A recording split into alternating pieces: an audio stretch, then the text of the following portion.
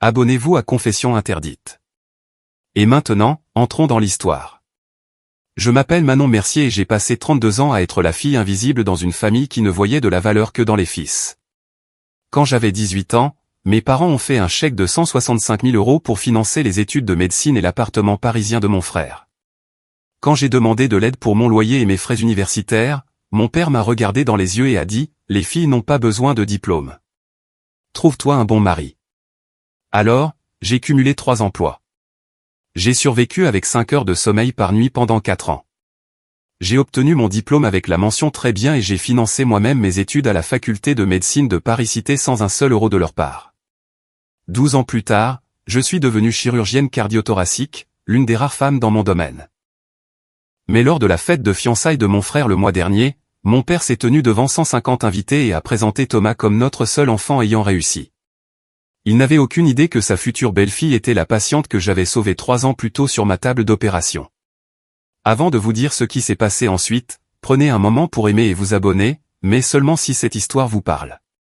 Laissez un commentaire pour me dire d'où vous regardez et quelle heure il est chez vous. Maintenant, laissez-moi vous ramener là où tout a commencé. J'ai grandi à Neuilly-sur-Seine, l'une de ces banlieues huppées aux portes de Paris, où chaque pelouse semblait sortir d'un magazine et où chaque famille avait des secrets cachés derrière ses haies parfaites. Notre maison se trouvait au bout d'une impasse tranquille, garage pour 2 voitures, volets impeccables, une allée en dalle bordée de buis que ma mère taillait tous les dimanches après la messe. Mon père, Henri Mercier, a passé 30 ans à gravir les échelons de l'entreprise jusqu'à devenir directeur administratif et financier d'une compagnie d'assurance de taille moyenne. Il portait le même style de chemise Oxford bleu pâle tous les jours, repassé et amidonné, accompagné d'une Rolex Datejust qu'il s'était achetée le jour de sa promotion. Cette montre était son trophée, sa preuve que le travail acharné payait pour le bon type de personne. Dans notre maison, il y avait des règles, pas du genre de celles qu'on écrit, mais celles qu'on apprend en observant. Thomas se faisait déposer à l'école dans la Mercedes de mon père. Je prenais le RER. Thomas a eu un tuteur en maths quand ses notes ont baissé. Quand j'en ai demandé un, mon père a dit « Tu n'as pas besoin de ça. Les filles ont juste besoin d'étudier assez pour s'en sortir. » Les matchs de tennis de Thomas étaient des événements familiaux. Mes récompenses académiques. Ma mère est venue une fois, mon père jamais. Ma mère, Laure, était femme au foyer, à la voix douce, arrondissant toujours les angles. Chaque fois que je remettais en question les règles, elle me tapotait la main et disait « Ton père fait ça parce qu'il t'aime. Il essaie juste de te protéger. » Me protéger de quoi? Du succès. J'étais la meilleure élève de ma classe chaque année. Tableau d'honneur. Lauréate du concours général. J'avais des grandes écoles qui m'envoyaient des brochures avant même que je ne passe le bac. Mais rien de tout cela ne comptait. Pas pour lui. Parce que dans le monde de mon père, les filles n'étaient pas des investissements. Nous étions des passifs attendant de devenir la responsabilité de quelqu'un d'autre. Et j'étais sur le point d'apprendre exactement combien cette croyance allait me coûter. L'été avant ma première année d'université, ma mère a fait un rôti de bœuf pour le dîner. Elle ne faisait du rôti que lorsque quelque chose d'important se passait. Anniversaire, promotion, annonce. J'avais 18 ans. Je venais de recevoir ma lettre d'acceptation de l'université Paris-Saclay, une bourse au mérite qui couvrait une partie de mes frais, mais j'avais encore besoin d'environ 14 000 € par an pour le logement et la vie courante. Je me souviens avoir lissé la lettre sur la table de la salle à manger, le cœur battant d'un espoir que je ne voulais pas admettre avoir. J'ai été reçu, ai-je dit, avec une bourse. J'ai juste besoin d'aide pour le reste. Mon père a pris la lettre. Il ne l'a pas lue. Il a juste jeté un coup d'œil à l'entête et l'a posée à côté de son assiette. Cet argent est pour Thomas, a-t-il dit, faisant tourner le Macallan 18 dans son verre comme s'il prenait une décision d'affaires, ce qui, pour lui, était le cas. Ton frère aura besoin d'une carrière. Il aura une famille à soutenir un jour. Toi, il m'a enfin regardé. Tu as juste besoin de trouver un bon mari. J'ai regardé Thomas.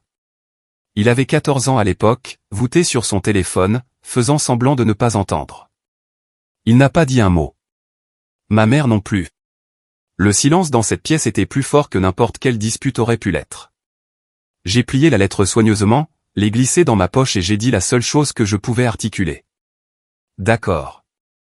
Ce soir-là, je n'ai pas pleuré dans ma chambre. Je n'ai pas crié dans mon oreiller. Je me suis assise à mon bureau, j'ai ouvert mon ordinateur portable et j'ai cherché des emplois à temps partiel près du campus. J'ai postulé à 3 avant minuit parce qu'à ce moment-là, j'ai pris une décision. Je ne demanderai plus jamais rien à mon père, et je ne l'ai jamais fait. La fac fut un flou de réveils matinaux et de café froid. Emploi numéro 1, serveuse dans une brasserie à 2 rues de la fac. Je faisais le service du petit déjeuner de 5h à 9h, versant du café pour les livreurs et les retraités avant de courir à mon premier cours magistral avec encore de la graisse sur mon tablier. Emploi numéro 2, assistante à la bibliothèque universitaire. Après-midi et soirée, à ranger des livres et à tenir l'accueil. J'ai appris à étudier entre les enregistrements, bachotant la chimie organique tout en tamponnant les dates de retour. Emploi numéro 3, cours particulier de maths le week-end pour les lycéens. Le même service que mon père refusait de payer quand j'avais leur âge. Je tournais à 5 heures de sommeil par nuit en moyenne pendant 4 ans. Je ne rentrais pas à la maison pour les vacances. Je disais à ma mère que j'avais des gardes supplémentaires, ce qui était vrai. Ce que je ne lui disais pas, c'est que je ne supportais pas de m'asseoir à cette table et de regarder Thomas ouvrir des cadeaux achetés avec de l'argent qui aurait pu changer ma vie. J'ai porté la même paire de baskets pendant 2 ans d'affilée. Quand la semelle a commencé à se décoller, je l'ai recollée et j'ai continué à marcher. Ces chaussures m'ont mené en cours, au travail, et finalement à la remise des diplômes.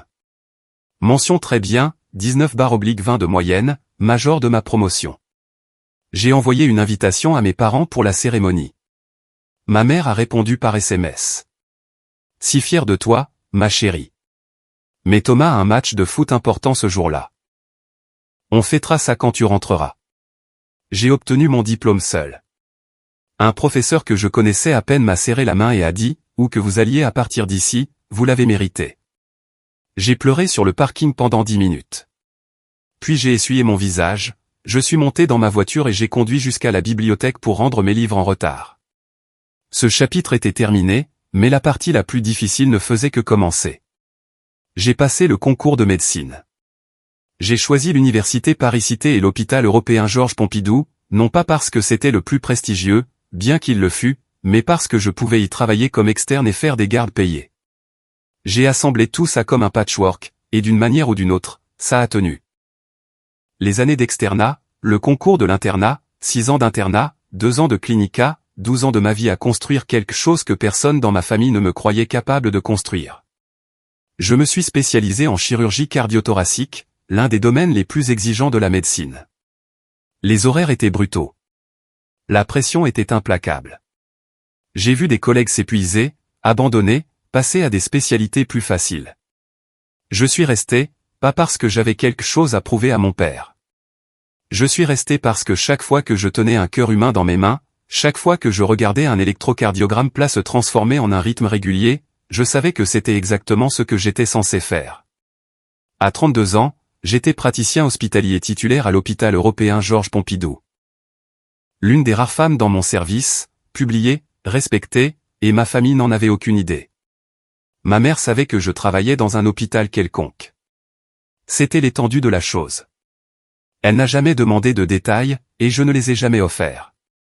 Je portais ma chevalière de promotion de médecine tous les jours, un anneau en or avec l'écusson de la faculté. Je me l'étais acheté le jour de ma thèse. Elle n'était pas tapa accent grave l'œil. La plupart des gens ne la remarquaient même pas, mais je la remarquais chaque fois que je me lavais les mains pour une opération. Chaque fois que j'avais besoin de me rappeler qui j'étais et ce à quoi j'avais survécu pour en arriver là, cette bague était ma preuve, ma rébellion silencieuse. Puis un soir, ma mère a appelé, et tout ce que j'avais passé 12 ans à éviter est revenu au galop. Il était 21h un mardi quand mon téléphone s'est allumé avec le nom de ma mère. Elle n'appelait tard que lorsqu'elle ne voulait pas que mon père entende. Manon, chérie. Sa voix était à peine au-dessus d'un murmure. J'ai des nouvelles. Thomas se fiance. J'ai posé mon verre de vin et je me suis appuyé contre le comptoir de ma cuisine. C'est super, maman. Dis-lui félicitations. Il va y avoir une fête au golf de Saint-Cloud. Ton père voulait quelque chose de grand. 150 invités. Tous ses contacts d'affaires, ses amis du club, la totale. Je connaissais ce club. Les droits d'entrée commençaient à 45 000 € par an. Le genre d'endroit où une poignée de main scellait des accords et où les noms de famille signifiaient tout. Ça a l'air chic, ai-je dit, gardant ma voix neutre. Tu peux venir si tu veux. Elle a hésité. Mais ton père, il ne veut pas que quiconque te présente comme médecin ou quoi que ce soit de ce genre. Il a dit que tu devrais juste venir en tant que sœur de Thomas. Restez simple. Restez simple. Ne pas faire de l'ombre à l'enfant prodige. M'a-t-il envoyé une invitation? Silence. Maman, c'était plus facile comme ça. Il ne voulait pas rendre ça formel. Tu sais comment il est. Je savais exactement comment il était. C'est quand? Samedi le 14, 19h. J'ai sorti mon agenda. Pas de chirurgie prévue. Pas de garde. Une partie de moi voulait décliner. La partie intelligente, la partie qui avait passé 12 ans à construire une vie qui n'avait pas besoin de leur approbation. Mais une autre partie, la partie qui se souvenait encore d'avoir 18 ans et de plier cette lettre d'acceptation dans ma poche, avait besoin d'aller au bout des choses. Je serai là, ai-je dit. Ma mère a expiré de soulagement. Ne porte rien de trop voyant, d'accord? C'est Thomas la star ce soir-là. Bien sûr, maman, Thomas est toujours la star. J'ai pris un Uber pour aller au golf. Je ne voulais pas avoir affaire au service de voiturier ou à quelqu'un posant des questions sur ma voiture, mon travail, ma vie. Je voulais juste me glisser à l'intérieur, présenter mes respects et m'éclipser. Le golf de Saint-Cloud ressemblait exactement à ce à quoi je m'attendais. Une architecture classique, des lustres en cristal visibles à travers les hautes fenêtres, une pelouse soignée s'étendant vers le parcours de 18 trous. Le luxe dégoulinait de chaque recoin. À l'entrée, un agent de sécurité en blazer impeccable vérifiait son porte-bloc. Non, Manon Mercier. Il a scanné la liste. L'a scanné à nouveau, a froncé les sourcils. Je ne vois pas de Manon Mercier. Bien sûr que non. J'ai sorti mon téléphone et appelé ma mère. 2 sonneries plus tard, elle est apparue à la porte, agitée et s'excusant. Elle est avec moi, a dit maman au garde, me faisant entrer. C'est la famille. La famille? Le mot semblait creux. J'avais choisi ma tenue avec soin. Une simple robe en soie bleu marine, élégante, discrète, rien qui n'attirait l'attention. Ma seule indulgence était ma chevalière de la faculté de médecine, que je portais à la main droite comme je le faisais toujours. La salle de réception bourdonnait de conversation. Les flûtes en cristal tintaient. Un quatuor à cordes jouait quelque chose de classique dans un coin. Partout où je regardais, je voyais des marques de créateurs et des sourires de façade. Mon père se tenait près de l'entrée, saluant les invités avec une poignée de main ferme et un sourire de politicien. Quand il m'a vu, son expression a vacillé juste un instant avant de s'installer dans une neutralité froide. Il a hoché la tête une fois, puis s'est retourné vers le couple à qui il parlait. Pas d'étreinte, pas de bienvenue, juste un hochement de tête. Comme si j'étais une connaissance lointaine qu'il était obligé de saluer. Un homme à côté de lui a demandé, « Henri, qui est-ce » La réponse de mon père fut lisse, rodée, dédaigneuse, juste une parente. Je suis passé devant lui sans un mot, me dirigeant vers le bar. C'est là que je l'ai remarqué, une femme en robe blanche, fixant ma bague. À 20h précises, la musique s'est estompée et un projecteur a illuminé la petite scène à l'avant de la salle. Mon père est monté au micro, coupe de champagne à la main, sa Rolex scintillant sous les lumières. « Mesdames et messieurs », a-t-il commencé, sa voix portant la chaleur exercée d'un homme qui avait passé des décennies à commander dans les conseils d'administration. Merci à tous de vous joindre à nous ce soir pour célébrer une occasion très spéciale. La salle s'est tue. 150 visages se sont tournés vers lui avec une attention polie. Ce soir, nous honorons mon fils Thomas, la fierté de la famille Mercier, notre seul enfant qui a réussi. Les mots m'ont frappé comme un coup physique. Notre seul enfant qui a réussi. Je suis resté figé près du fond de la salle, le champagne intact dans ma main alors que mon père continuait. Thomas termine actuellement son internat et deviendra bientôt médecin. Il représente tout ce que cette famille défend. Travail acharné, dévouement et le courage de poursuivre l'excellence. Des applaudissements ont parcouru la foule. Thomas se tenait près de la scène, rayonnant, acceptant les félicitations de gens qui ne savaient probablement rien de lui. La famille Mercier a toujours cru en l'investissement dans l'avenir, a poursuivi mon père, et Thomas est la preuve que ces investissements portent leurs fruits. J'ai senti des yeux sur moi. Quelques invités qui savaient que j'existais, des amis de ma mère peut-être, ont jeté un coup d'œil vers moi avec quelque chose qui ressemblait à de la pitié. Ils savaient. Ils pouvaient voir ce qui se passait. Une femme à côté de moi s'est penchée vers son mari et a chuchoté, « N'est-ce pas sa fille, l'aînée ?» Je pensais qu'il n'avait que le fils unique, a-t-il chuchoté en retour. C'est là que j'ai compris. Mon père ne m'avait pas simplement ignoré. Il m'avait effacé. J'ai posé ma coupe de champagne sur une table voisine, ma main plus stable que je ne l'espérais, et je me suis tourné vers la sortie. Mais quelqu'un marchait déjà vers moi. Elle était belle comme le sont toujours les futures mariées, rayonnante, radieuse, enveloppée dans une soie couleur crème qui coûtait probablement plus que mon premier mois de loyer d'étudiante. Mais ce n'était pas sa robe qui m'a arrêté. C'étaient ses yeux.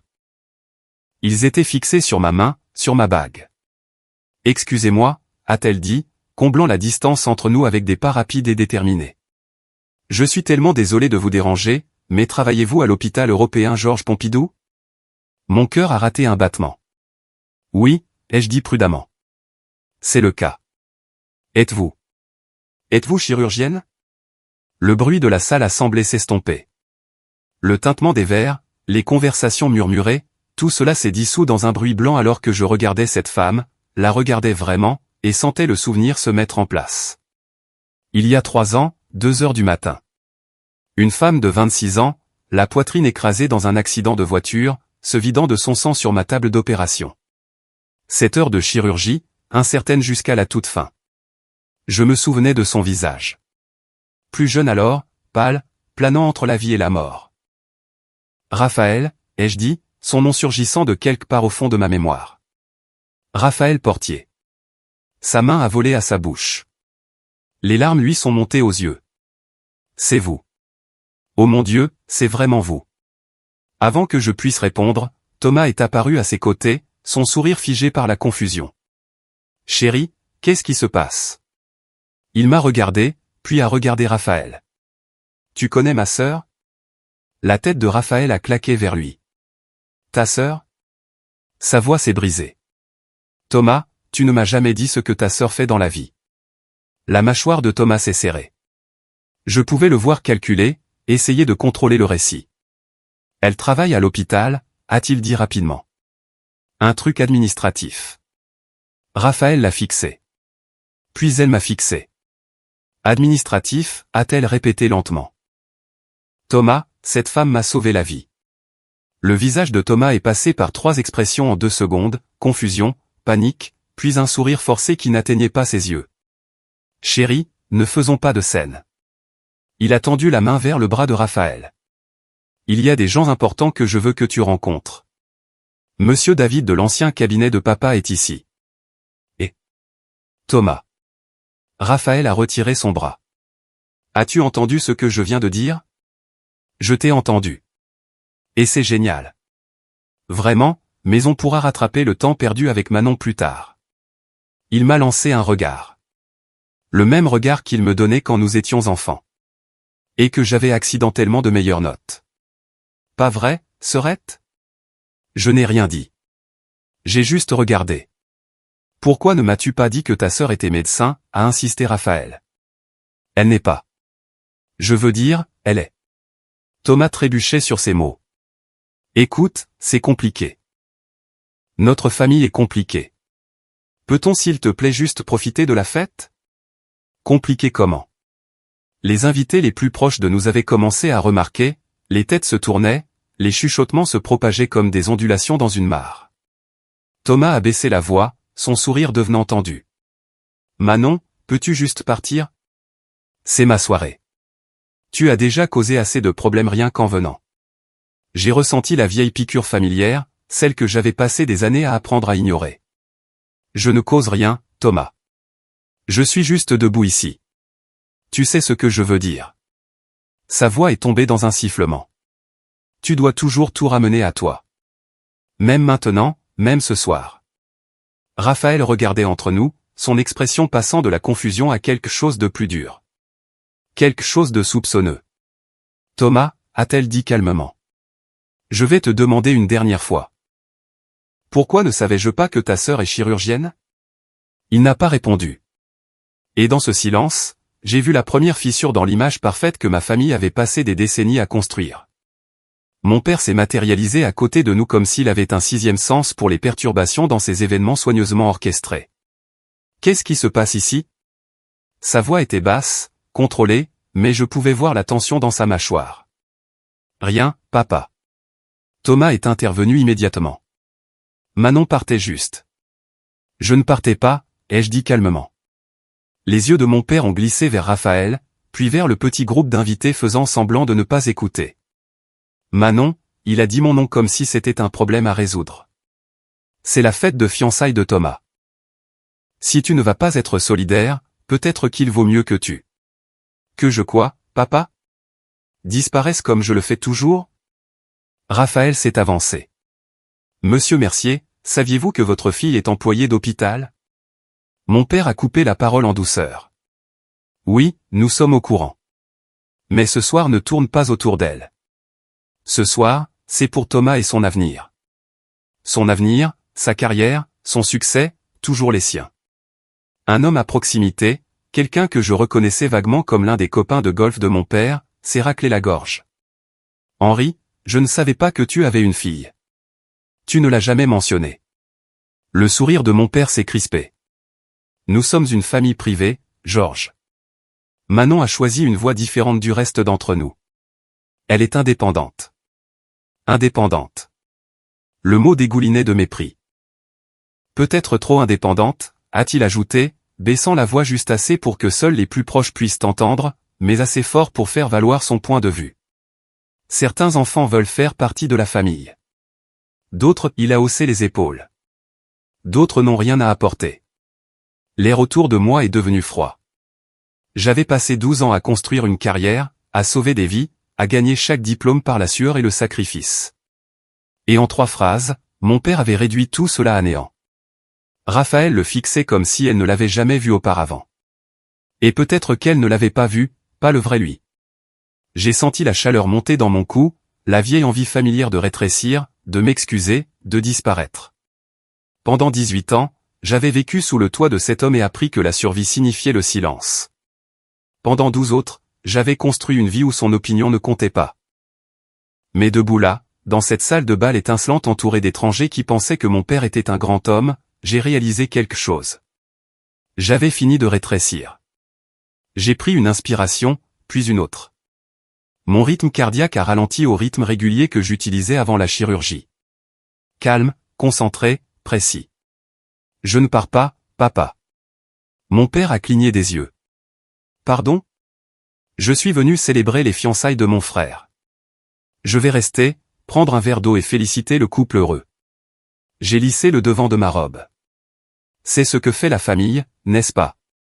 Son visage a rougi. Manon, tu n'as pas besoin de me présenter à qui que ce soit. Tu n'as même pas besoin de reconnaître que j'existe. J'ai l'habitude. J'ai croisé son regard sans sourciller. Mais je ne pars pas parce que ma présence te met mal à l'aise. Pendant un moment, personne n'a parlé. Puis je me suis tourné et j'ai marché vers le bar, mes talons claquant contre le sol en marbre avec une confiance que j'avais gagnée dans les salles d'opération, les gardes de nuit et les années passées à faire mes preuves devant des gens bien plus intimidants qu'Henri Mercier. J'ai commandé de l'eau gazeuse avec du citron vert. Le barman l'a fait glisser sur le comptoir avec un petit signe de tête. J'ai pris une gorgée et regardé la fête continuer autour de moi. Les rires forcés, les bises en l'air, la danse élaborée des gens riches prétendant que tout allait bien. Je n'avais pas besoin de faire de scène. Je n'avais pas besoin d'exposer qui que ce soit. J'avais juste besoin de tenir bon. Et de l'autre côté de la pièce, j'ai vu Raphaël me regarder avec quelque chose qui ressemblait à du respect. Elle marchait à nouveau vers moi. Je veux faire une pause ici et vous demander quelque chose. Avez-vous déjà été rejeté par les personnes qui étaient censées vous aimer le plus? Avez-vous déjà réalisé quelque chose d'incroyable pour voir votre famille faire comme si cela n'était pas arrivé? Si c'est votre cas, laissez un commentaire ci-dessous. Tapez juste « Je comprends ». Faites-moi savoir que je ne suis pas seul là-dedans. Et si vous voulez savoir ce que Raphaël m'a dit ensuite, continuez à regarder.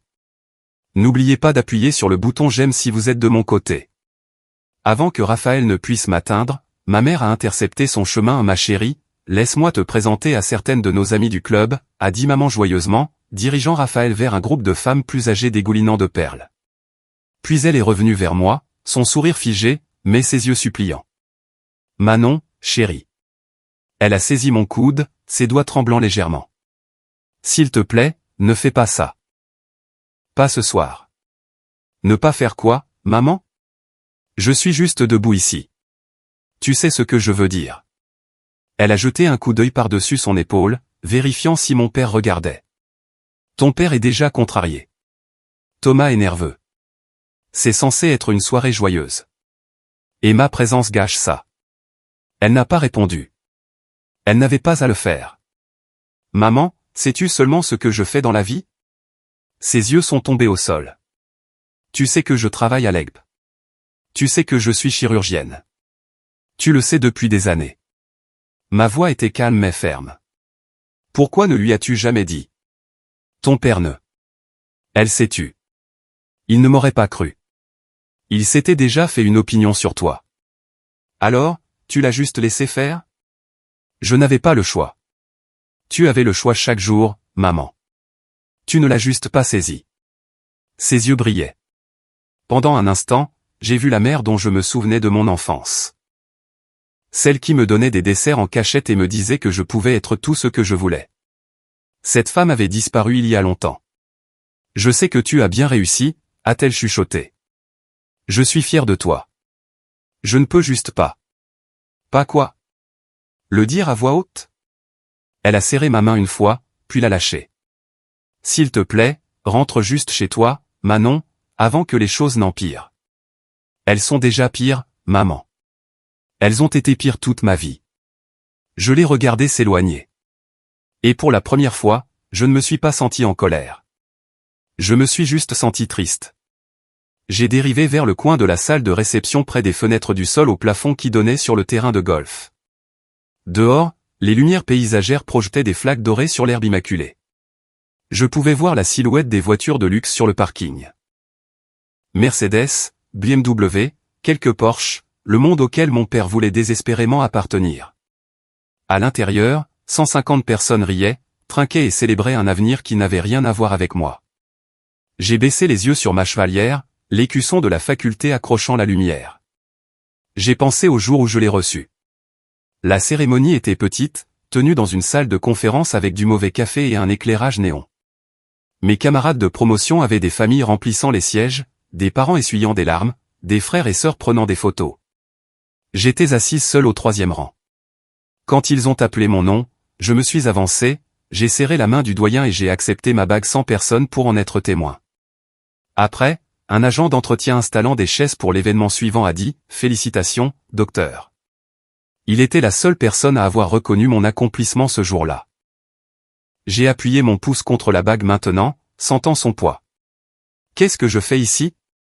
J'avais passé 12 ans à construire une vie qui ne nécessitait pas leur approbation. Une vie remplie de collègues qui me respectaient, de patients qui me faisaient confiance, d'un travail qui comptait.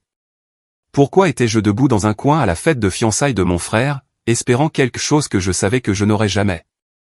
À travers la vitre, j'ai regardé un couple se promener bras dessus vers le jardin, heureux, inconscients, normaux.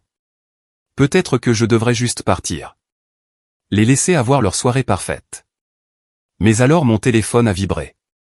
Un texto du docteur Kevin Chen, un collègue de l'hôpital. Salut, Manon. Question bête. Ton frère Thomas, a-t-il fini son internat? Je viens de le voir à une conférence pharmaceutique. Je pensais qu'il était encore en formation. J'ai fixé l'écran et tout a changé. J'ai lu le message 3 fois. Je pensais qu'il était encore en formation. Thomas n'était pas en formation. Selon les mises à jour de ma mère, les rares qu'elle partageait, Thomas finissait son internat et était sur le point de passer sa thèse d'un jour à l'autre. C'était l'histoire, le récit que mon père diffusait à quiconque voulait l'écouter. Mais Kevin venait de voir Thomas à une conférence de vente pharmaceutique. Pas une conférence médicale, une conférence de vente. J'ai ouvert un navigateur sur mon téléphone et cherché Thomas Mercier Sanofi. 3 résultats. Un profil LinkedIn, une liste dans l'annuaire de l'entreprise, une biographie de conférencier datant d'il y a 6 mois. Thomas Mercier, visiteur médical, Sanofi France, pas d'internat, pas de diplôme d'état de docteur en médecine, pas de docteur devant son nom. Il avait abandonné il y a 2 ans d'après les dates. Mon père avait dépensé 165 000 € pour les études et la vie parisienne de Thomas, et Thomas n'avait même pas fini. Il avait discrètement bifurqué vers la vente pharmaceutique et ne l'avait jamais dit à personne. Pendant 2 ans, il avait menti à toute notre famille. J'ai glissé mon téléphone dans ma pochette, mon esprit s'emballant. Ce n'était pas mon arme.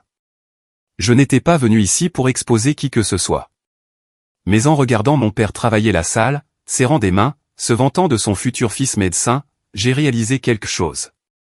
La vérité n'avait pas besoin de moi pour en faire une arme. La vérité avait une façon de faire surface toute seule. J'ai pensé à chaque patient qui m'avait remercié après une opération. Chaque vie que j'avais aidé à sauver. Chaque garde de 24 heures, chaque sacrifice, chaque moment où j'avais choisi cette voie malgré le fait de n'avoir personne pour me soutenir. Je n'avais rien à prouver à mon père. Mais je n'avais pas non plus besoin de protéger les mensonges de mon frère. J'ai redressé mes épaules et regardé à travers la pièce. Raphaël se libérait enfin du groupe de femmes. Elle se dirigeait vers moi. Cette fois, je n'ai pas détourné le regard. J'ai rencontré Raphaël à mi-chemin près de l'un des manches debout drapés de lin blanc. « Je suis désolé pour tout à l'heure », a-t-elle dit légèrement essoufflée. La mère de Thomas n'arrêtait pas de me traîner partout pour rencontrer des gens. C'est bon. C'est ta fête. C'est censé l'être, elle s'est mordu la lèvre. Mais rien ne semble juste ce soir. J'ai étudié son visage, le pli entre ses sourcils, la tension dans ses épaules. Ce n'était pas l'éclat de la mariée. C'était le doute. Raphaël, que sais-tu de la carrière de Thomas? Elle a cligné des yeux à la question. Il finit son internat, médecine interne. Il est censé commencer son clinical l'année prochaine. C'est ce qu'il t'a dit? C'est ce qu'il a dit à tout le monde? Sa voix a vacillé. Pourquoi? Y a-t-il quelque chose que je devrais savoir? J'ai hésité. Ce n'était pas mon secret à dire, mais ce n'était pas non plus mon mensonge à protéger. Je viens de recevoir un message d'un collègue. Il a vu Thomas à une conférence de vente pharmaceutique la semaine dernière. Une conférence de vente? Raphaël a secoué la tête. Non, Thomas ne fait pas de vente. Il est médecin. Enfin, presque médecin. Raphaël. J'ai gardé ma voix douce mais directe. J'ai vérifié. Thomas travaille pour Sanofi. Il est listé comme visiteur médical. Il l'est depuis au moins 2 ans. La couleur a quitté son visage. Ce n'est pas possible. Il me montre son emploi du temps. Il parle de ses patients. Elle s'est arrêtée. Quelque chose a cliqué derrière ses yeux. Oh mon Dieu, a-t-elle chuchoté. Les horaires. Il est toujours si vague sur où il va. Je pensais que c'était parce qu'il était occupé à l'hôpital. Je n'essaie pas de te blesser, ai-je dit. Je pense juste que tu mérites de savoir la vérité avant de l'épouser. Raphaël m'a fixé. Puis elle a regardé à travers la pièce vers Thomas, qui riait à quelque chose que son père disait. Il me ment depuis 2 ans. Je n'ai pas répondu. Je n'avais pas à le faire. Raphaël est resté figé un long moment, en train d'assimiler. Puis elle s'est retournée vers moi avec un regard différent dans les yeux, plus tranchant maintenant, plus concentré. Attends, peut-on revenir à ce que j'ai dit plus tôt? Elle a pris une inspiration. Il y a 3 ans, j'ai eu un accident de voiture. Un mauvais. Mon sternum a été écrasé. J'avais une hémorragie interne. Ils ont dit à mes parents que je ne survivrais probablement pas à la nuit. J'ai hoché la tête lentement. Je me souviens de la chirurgienne qui m'a sauvé, le docteur Manon Mercier, m'a opéré pendant 7 heures. Elle a tenu mon cœur dans ses mains. La voix de Raphaël s'est brisée. Quand je me suis réveillé en réanimation, elle était là. Elle m'a tenu la main et a dit, tu t'es battu dur. Maintenant, tu as le droit de vivre. Je me souvenais de ça aussi. Je me souvenais de ses parents sanglotant dans la salle d'attente. Je me souvenais du moment où ses signes vitaux se sont stabilisés et où j'ai finalement expiré. Cette chirurgienne, c'était vous, a dit Raphaël. N'est-ce pas? Oui. Des larmes ont coulé sur ses joues. Avant que je puisse réagir, elle m'a tiré dans une étreinte serrée. J'ai pensé à vous chaque jour pendant 3 ans, a-t-elle chuchoté contre mon épaule.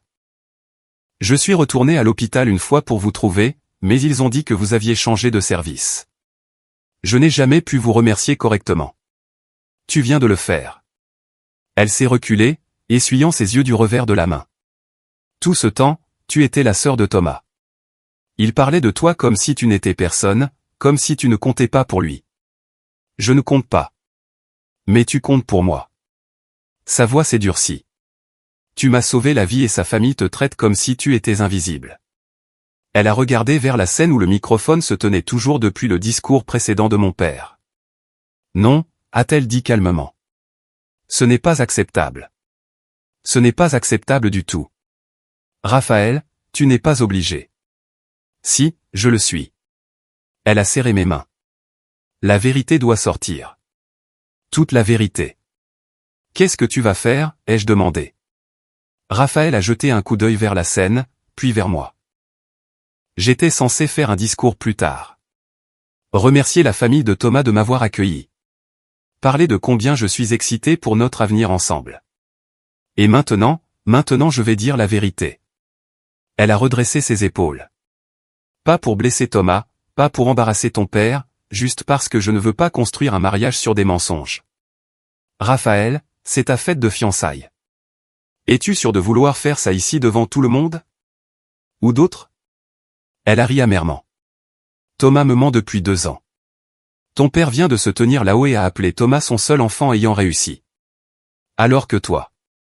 Tu es celle qui est réellement devenue médecin, chirurgienne, quelqu'un qui sauve des vies. Elle a secoué la tête. J'ai failli mourir, Manon. Sais-tu ce que ça fait à une personne? Ça te fait réaliser à quel point la vie est courte, à quel point elle est précieuse. Je me suis promis après cet accident que je ne perdrais jamais de temps avec des choses qui n'étaient pas réelles. Ses yeux ont rencontré les miens. Thomas n'est pas réel. L'avenir que nous avons planifié n'est pas réel. Mais toi, ce que tu as fait pour moi, c'était réel. J'ai senti quelque chose bouger dans ma poitrine. Pas de la satisfaction, pas du triomphe, quelque chose de plus calme, du soulagement peut-être, que quelqu'un me voyait enfin. Je ne vais accuser personne de quoi que ce soit, a dit Raphaël. Je vais juste raconter mon histoire et laisser les gens tirer leurs propres conclusions. Et Thomas pourra s'expliquer, s'il le peut. Elle a touché mon bras. Resteras-tu? Je ne veux pas faire ça sans toi ici. J'ai pensé à partir. J'ai pensé à me protéger des retombées, mais je me protégeais depuis 12 ans. Peut-être qu'il était temps de simplement se tenir dans la vérité. Je resterai, ai-je dit. Raphaël a hoché la tête et a marché vers la scène. Le maître de cérémonie, un ami de mon père qui gérait le programme de la soirée, a tapoté le micro.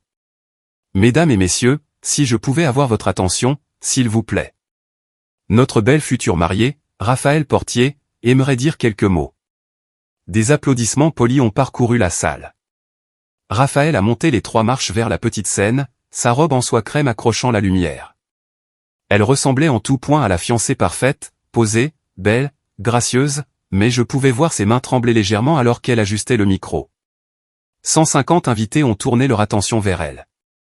Mon père se tenait près de l'avant, rayonnant d'une fierté de propriétaire. Thomas s'est positionné au bas de la scène, prêt à regarder sa fiancée avec adoration. Merci à tous d'être ici ce soir, a commencé Raphaël, sa voix claire et stable. Je suis tellement reconnaissante de célébrer avec la famille et les amis de Thomas. Mon père a hoché la tête d'un air approbateur. Avant de parler de Thomas, a continué Raphaël, je veux partager quelque chose de personnel, quelque chose qui a façonné qui je suis aujourd'hui. Un murmure d'intérêt a parcouru la foule. Ce n'était pas le discours de remerciement standard auquel il s'attendait. Il y a 3 ans, j'ai eu un accident de voiture. Un poids lourd a brûlé un feu rouge et a percuté ma porte côté conducteur à 80 km/h. Ok de surprise, murmure sympathique. J'ai été transporté d'urgence à l'hôpital européen Georges Pompidou avec un sternum écrasé et une hémorragie interne massive. Les médecins ont dit à mes parents que j'avais 20% de chance de survivre à la nuit. Raphaël a fait une pause, laissant le poids de ses mots s'installer sur la salle. Mais j'ai survécu grâce à une personne, une chirurgienne extraordinaire qui m'a opéré pendant 7 heures et a refusé d'abandonner. J'ai senti les regards commencer à changer. Les gens regardaient autour d'eux en se demandant où cela allait mener. Raphaël m'a regardé directement. Cette chirurgienne est dans cette salle ce soir. La salle est devenue silencieuse. Son nom, a dit Raphaël, sa voix inébranlable, est le docteur Manon Mercier. Elle est chirurgienne cardiothoracique à la PHP, l'une des meilleures du pays.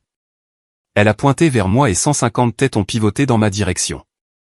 Elle est aussi la sœur de Thomas. Le silence a explosé en chuchotement. Je suis resté figé dans mon coin, le cœur battant alors que Raphaël continuait, je ne le savais pas jusqu'à ce soir. Thomas n'a jamais mentionné que sa sœur était médecin. En fait, sa famille me l'a présenté comme quelqu'un qui travaille dans l'administration hospitalière. La voix de Raphaël s'est aiguisée. Mais ce n'est pas vrai. Le docteur Mercier n'est pas une administratrice. C'est une chirurgienne, une brillante chirurgienne, la femme qui m'a donné une seconde chance de vivre.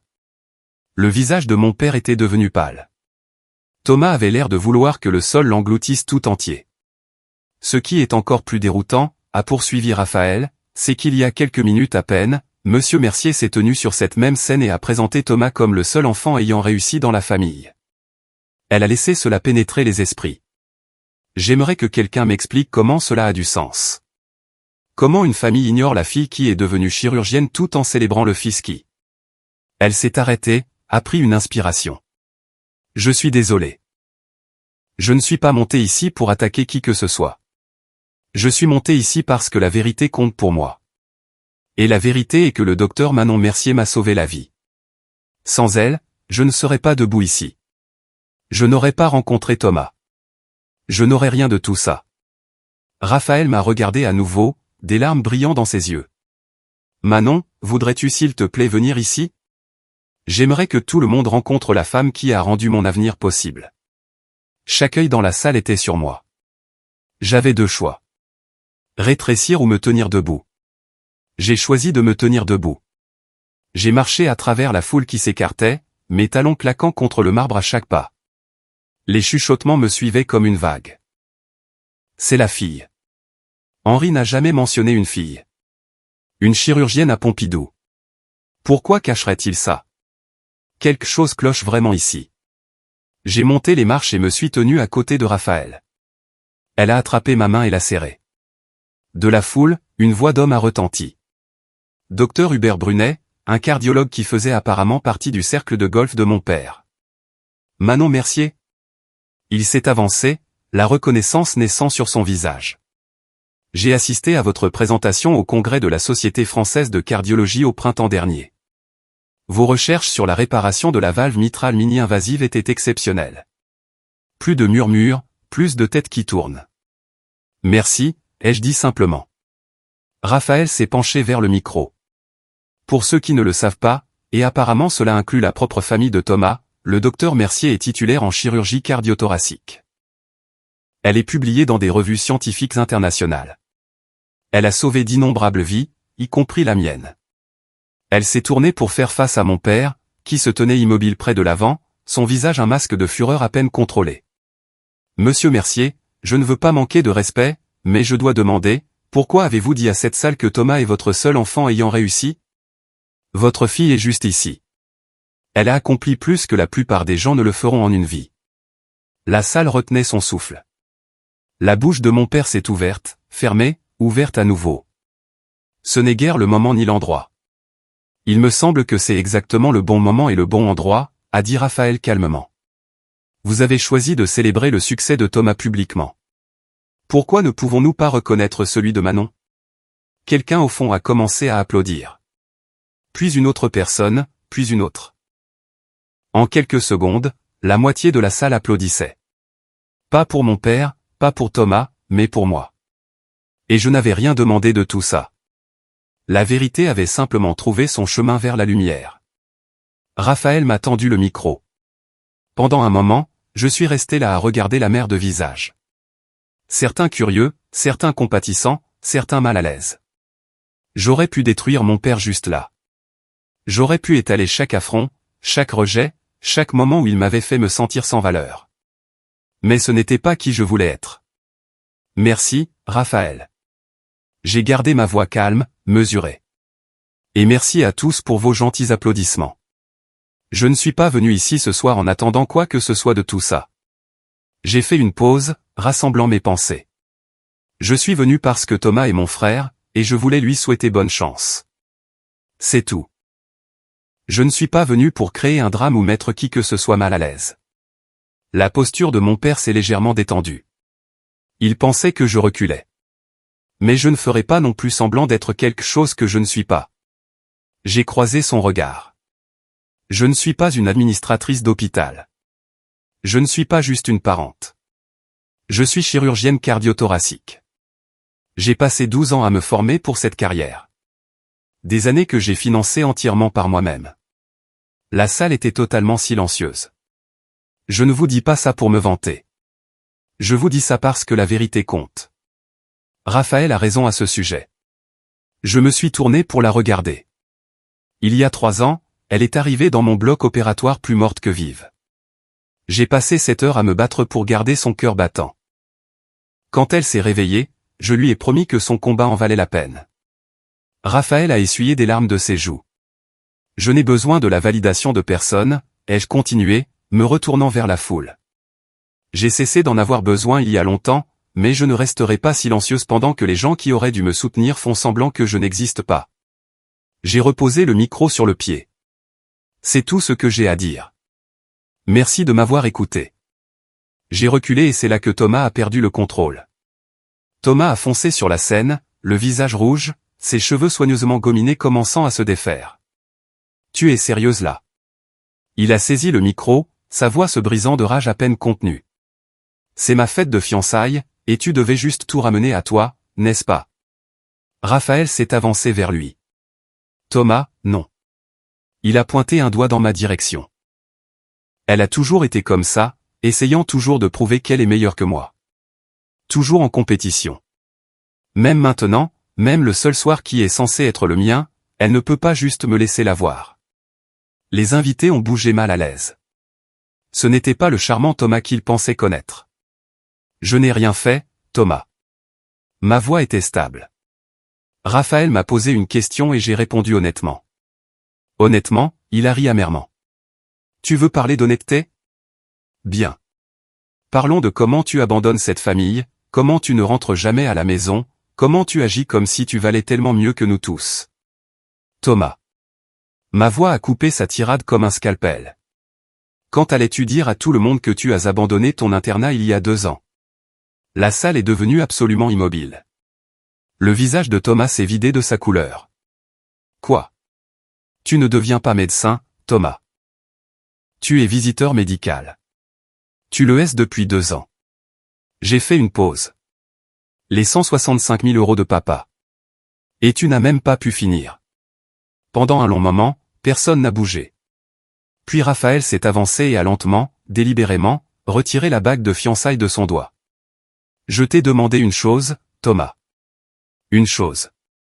Quand nous avons commencé à sortir ensemble, j'ai dit, s'il te plaît, ne me mens jamais. Elle a placé la bague dans sa main tremblante. Tu me mens depuis le jour où nous nous sommes rencontrés. Elle a quitté la scène sans se retourner. Thomas se tenait seul sous le projecteur, tenant une bague dont personne ne voulait plus.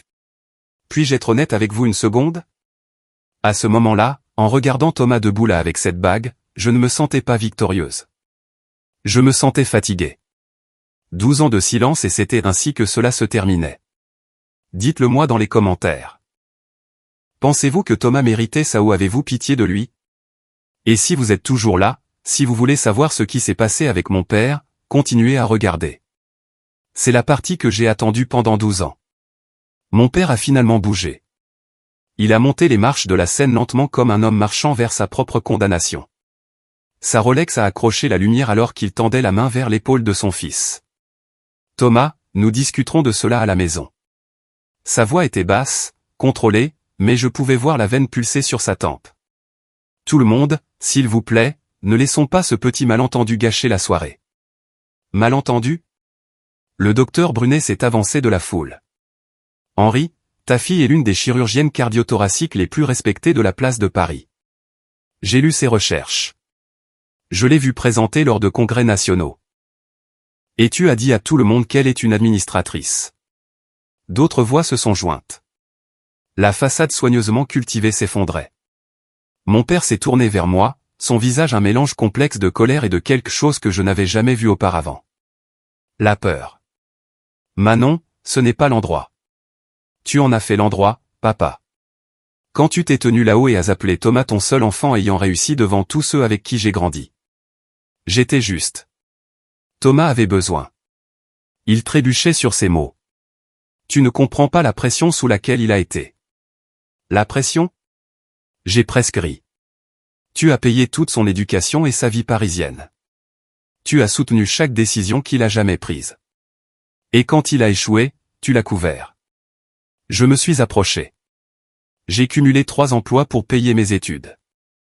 J'ai dormi 5 heures par nuit pendant 4 ans. J'ai gagné tout ce que j'ai sans absolument aucune aide de ta part. C'était ton choix. Non, c'était ton choix.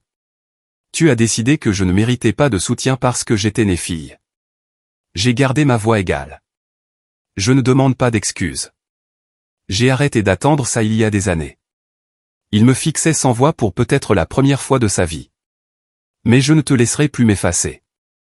Pas devant ces gens. Plus jamais.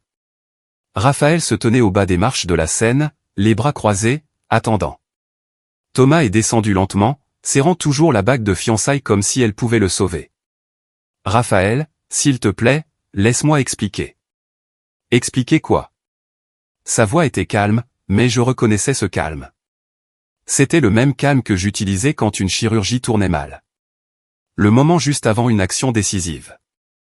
J'allais te le dire quand. Lors de notre nuit de noces. Après avoir acheté une maison. Elle a secoué la tête. Tu m'as dit que tu étais médecin, Thomas. Tu m'as montré ton emploi du temps. Tu t'es plaint de patients difficiles. Tout cela n'était que des mensonges.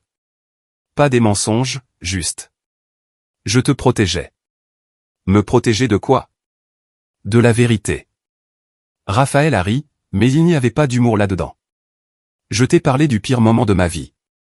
Je t'ai parlé de mon accident, de ma chirurgie, de ma guérison. J'ai été complètement honnête avec toi sur tout. Thomas n'a rien dit. Et maintenant je découvre que la chirurgienne qui m'a sauvé la vie, la personne que je voulais remercier depuis 3 ans, est ta sœur. Une sœur que tu m'as délibérément cachée. Ce n'est pas. Ton père vient de te présenter comme son seul enfant ayant réussi. Alors que ta sœur se tenait à 5 mètres, une sœur qui est réellement devenue médecin, et tu étais d'accord avec ça. Le silence de Thomas était accablant. Raphaël a pris une profonde inspiration. Je t'aimais, Thomas. Vraiment. Mais je ne peux pas épouser quelqu'un que je ne connais pas, et clairement, je ne te connais pas du tout. Elle s'est tournée et a marché vers la sortie, ses talons claquant avec finalité contre le sol en marbre. Thomas a crié après elle, Raphaël, s'il te plaît. Elle ne s'est pas retournée. La bague est tombée de la main de Thomas et a rebondi sur le sol avec un petit tintement pathétique. Personne n'a bougé pour la ramasser. Dans tout ce chaos, je n'avais pas remarqué ma mère s'approcher. Elle est montée sur la scène, quelque chose que je ne l'avais jamais vu faire de toute ma vie. Laure Mercier ne faisait pas de scène. Elle n'attirait pas l'attention. Elle arrondissait les angles et maintenait la paix. Mais pas ce soir. Manon. Je me suis tourné pour lui faire face. Ses yeux étaient cernés de rouge, son maquillage soigné commençant à couler. Je suis tellement désolé. Les mots sont restés suspendus dans l'air entre nous. Je savais ce que tu avais accompli, a-t-elle continué, sa voix tremblant. J'ai suivi ta carrière de loin. J'ai lu sur tes recherches. J'ai vu les annonces de l'hôpital quand tu as été promu. J'ai senti quelque chose se fissurer dans ma poitrine. Alors pourquoi n'as-tu jamais rien dit? Parce que j'avais peur. Elle a essuyé ses yeux du revers de la main. Peur de ton père. Peur de perturber la famille. Peur de... Elle a pris une inspiration tremblante. Peur d'admettre que je t'avais laissé tomber. Mon père se tenait figé derrière elle, regardant cela se dérouler comme un homme assistant à l'effondrement de son monde. Tu avais 18 ans, et je l'ai laissé te dire que tu ne comptais pas. J'aurais dû te défendre. J'aurais dû te protéger. Sa voix s'est brisée, mais pas la mienne. Et tu devais te protéger toi-même. Elle a tendu la main vers les miennes et je l'ai laissé les prendre. La femme que tu es devenue, la chirurgienne, le succès, tout ça. Tu as fait ça seule. Malgré nous, pas grâce à nous. Elle a serré mes doigts. Je suis si fier de toi, Manon. J'aurais dû le dire il y a des années. J'ai senti les larmes menacer de tomber. Les premières que je m'étais autorisées depuis longtemps. Merci, maman, ai-je réussi à dire. Ça signifie plus que tu ne le sais. Elle m'a tiré dans une étreinte, une vraie. Le genre que je n'avais pas ressenti depuis que j'étais enfant. Derrière nous, mon père se tenait silencieux, observant, assimilant. Pour une fois, il n'avait rien à dire. J'ai tenu ma mère un long moment. Puis je me suis doucement reculé. La salle était devenue silencieuse. Les invités commençaient à dériver vers les sorties. Les conversations étaient étouffées et mal à l'aise. La fête était finie à tous les égards qui importaient. Thomas avait disparu, probablement pour lécher ses plaies quelque part en privé. Mon père se tenait toujours sur la scène, paraissant plus vieux que je ne l'avais jamais vu. Je n'avais plus rien à dire à aucun d'eux. Je devrais y aller, ai-je dit à ma mère. Elle a hoché la tête, tenant toujours ma main. M'appelleras-tu bientôt? Oui, j'appellerai. Alors que je descendais de la scène, Raphaël m'a intercepté près de la porte. Manon, attends. Ses yeux étaient secs maintenant, son calme rétabli. Je ne sais pas comment te remercier pour ce soir et pour tout le reste. Tu n'as pas besoin de me remercier. J'ai touché son bras brièvement. Tu t'es sauvé toi-même ce soir, Raphaël. Tu as choisi la vérité plutôt que le confort. Ça demande du courage. Je l'ai appris de toi. Elle a souri faiblement. Il y a 3 ans, quand je me suis réveillé dans cette chambre d'hôpital, tu m'as dit quelque chose que je n'ai jamais oublié. C'était quoi? Tu as dit, la partie la plus difficile est passée. Maintenant, tout ce que tu as à faire, c'est vivre. Elle a pris une inspiration tremblante. Je pense que je comprends enfin ce que tu voulais dire. Je l'ai serré dans mes bras brièvement, mais sincèrement. Prends soin de toi, Raphaël. Tu vas t'en sortir. Elle a hoché la tête et s'est écartée. Je suis sorti du golfe de Saint-Cloud dans l'air frais de la nuit. Le valet s'affairait autour des voitures de luxe, mais je suis passé devant, sortant mon téléphone pour demander un Uber. Les portes automatiques se sont fermées derrière moi, étouffant les murmures et la musique. J'ai pris une profonde inspiration. Pour la première fois en 12 ans, ma poitrine ne me semblait pas serrée. J'avais dit ce que j'avais à dire. J'avais tenu bon. Maintenant, je pouvais rentrer chez moi. Beaucoup de choses peuvent changer en 7 jours. Raphaël a annulé les fiançailles. Elle m'a envoyé un texto le lendemain matin. Merci de m'avoir dit la vérité. Recommencer à zéro fait peur, mais c'est mieux que de vivre un mensonge. Nous sommes restés en contact. Elle pense retourner en thérapie, pour assimiler tout ça. Je pense qu'elle s'en sortira. Thomas a finalement avoué à mes parents qu'il avait abandonné. Selon ma mère, qui m'appelle tous les 2 jours maintenant, mon père ne l'a pas bien pris. Il a coupé le soutien financier de Thomas jusqu'à ce que, comme il l'a dit, Thomas ait un vrai plan pour sa vie. Ironique, étant donné qu'il ne m'a jamais donné aucun soutien à couper en premier lieu. Ma mère a commencé à suivre une thérapie familiale. Elle a demandé à mon père de se joindre à elle. Il a refusé au début, mais après une semaine de silence de la part de tous ceux qu'il avait l'habitude d'impressionner, il a accepté au moins une séance. Je ne retiens pas mon souffle pour une transformation. Certaines personnes sont trop ancrées dans leurs habitudes, mais le fait qu'il essaie, même un peu, est plus que je n'ai jamais espéré. Quant à moi, je suis retourné au travail. Le lundi suivant la fête, j'avais un double pontage prévu à 7 heures. Je me suis lavé les mains, j'ai fait mes incisions et j'ai passé 4 heures à faire ce que je fais de mieux. Quand le cœur du patient a recommencé à battre de lui-même, j'ai ressenti cette montée familière de détermination. C'est pourquoi je fais ce que je fais. Pas pour la reconnaissance, pas pour la validation. Pour des moments comme celui-ci, quand quelqu'un obtient une seconde chance de vivre parce que j'ai refusé d'abandonner. Mon téléphone a vibré dans mon casier après l'opération. Un texto d'un numéro que je ne reconnaissais pas, c'est ton père. Peut-on parler? Je l'ai fixé pendant un long moment. Puis j'ai répondu. Quand tu seras prêt à écouter, je serai là. Vous pourriez penser que cette histoire se termine avec moi pardonnant à mon père avec une réconciliation larmoyante et un ils vécurent heureux. Ce n'est pas comme ça que la vraie vie fonctionne. La vérité est que je suis encore en train de comprendre à quoi ressemble ma relation avec ma famille. Peut-être que nous retrouverons le chemin vers quelque chose de sain. Peut-être pas. Quoi qu'il en soit, j'ai fait la paix avec ça. Parce que voici ce que j'ai appris au cours des 12 dernières années. Vous ne pouvez pas contrôler la façon dont les autres vous voient. Vous ne pouvez pas forcer quelqu'un à reconnaître votre valeur. Vous ne pouvez contrôler que qui vous êtes et ce que vous faites de votre vie. J'ai passé trop d'années à attendre que mon père soit fier de moi, espérant qu'une réalisation de plus, une récompense de plus, un succès de plus lui ferait enfin me voir. Mais certaines personnes ne sont pas capables de voir au-delà de leurs propres attentes. Ce n'est pas votre échec. C'est le leur. La vraie victoire n'était pas de se tenir sur cette scène pendant que Raphaël disait à tout le monde qui j'étais. La vraie victoire a été le moment où j'ai réalisé que je n'avais besoin de l'approbation de personne pour connaître ma propre valeur. Je suis chirurgienne cardio-thoracique. J'ai sauvé des vies.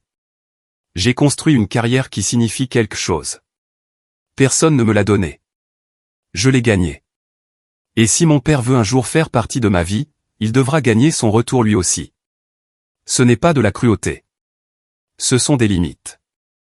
Fixer des limites ne signifie pas couper les ponts pour toujours. Cela signifie dire « je t'aime, mais je ne te laisserai plus me faire du mal ». Cela signifie protéger la vie que vous avez construite, même des personnes qui étaient censées vous aider à la construire.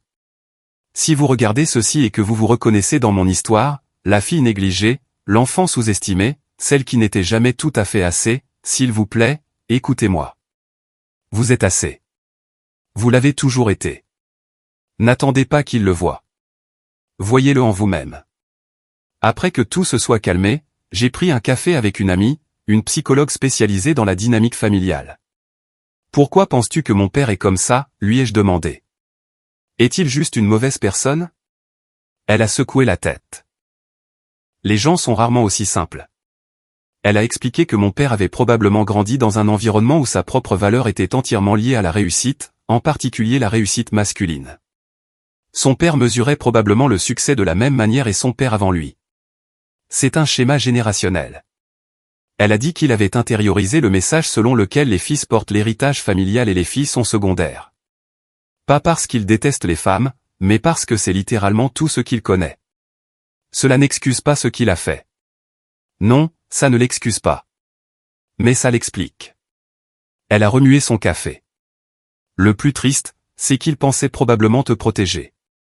Dans son esprit, te pousser vers le mariage et t'éloigner de la carrière, c'était être un bon père, t'épargner la lutte qu'il a traversée. Je suis resté avec ça pendant un moment. Ça ne m'a pas rendu moins en colère, mais ça m'a aidé à comprendre que l'échec de mon père n'était pas personnel. Il avait juste tort. Catastrophiquement, douloureusement tort. Et certaines personnes n'apprennent jamais à être autre chose. La leçon que je veux vous laisser est celle-ci. Vous ne pouvez pas guérir des blessures dont vous refusez de reconnaître l'existence. Que ce soit un parent qui vous a rejeté, un frère ou une sœur qui était en compétition avec vous, ou un système qui vous a sous-estimé, le chemin vers l'avant commence par l'honnêteté. Soyez honnête sur ce qui s'est passé.